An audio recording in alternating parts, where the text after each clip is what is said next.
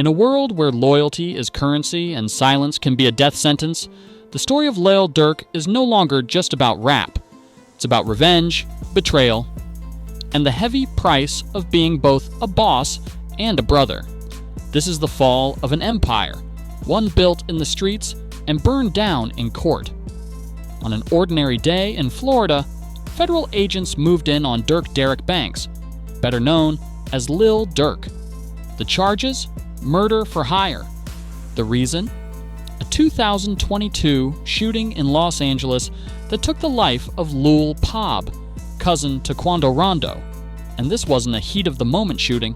Prosecutors say it was planned, funded, and executed with precision. And at the center of it all, Lil Durk. The intended target was Quando Rondo. The motive?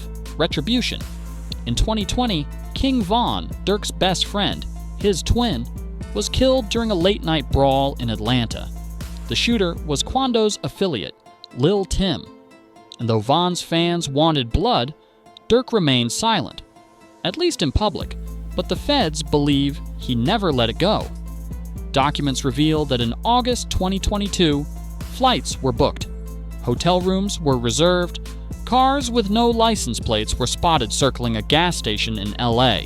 That's where the ambush happened. 18 rounds fired. Lul Pab was killed. Quando survived. The killers left town within hours, but they made a mistake. A receipt, a transaction, a trail. Investigators found airline purchases made with cards tied to Dirk's camp. One of those cards linked to Dirk's ex-manager. Another to his father. Surveillance, phone data, and eyewitness sealed the connection. But it gets worse, because the feds weren't just looking at this one case. In 2024, a second murder-for-hire plot emerged, this one tied to the 2022 killing of Stefan Mack, a gangster disciple. The motive? Revenge for the death of Dirk's brother, D-Thang.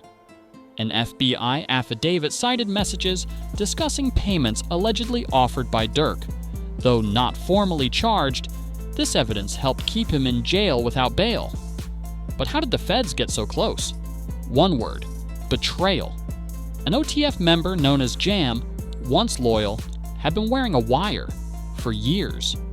Released in 2022 after a 12-year bid, he quietly collected evidence. The same man Dirk reportedly supported while locked up turned informant. It's a story that echoes through the streets. To understand Dirk's motive, you need to understand King Von. Born in the violent blocks of O Block, Von was a street legend before he was a rapper. He rapped because he beat a murder case in 2017.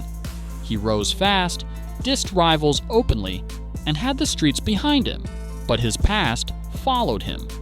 When he clashed with Quando Rondo in 2020, fists flew, then bullets. Von didn't walk away. Quando Rondo's crew caught heat.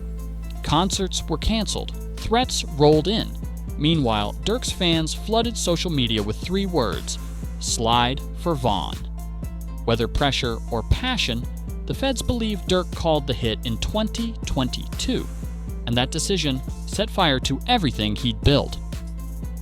At the beginning of 2024, Lil Durk was on top, honored in his hometown, awarded the key to the city.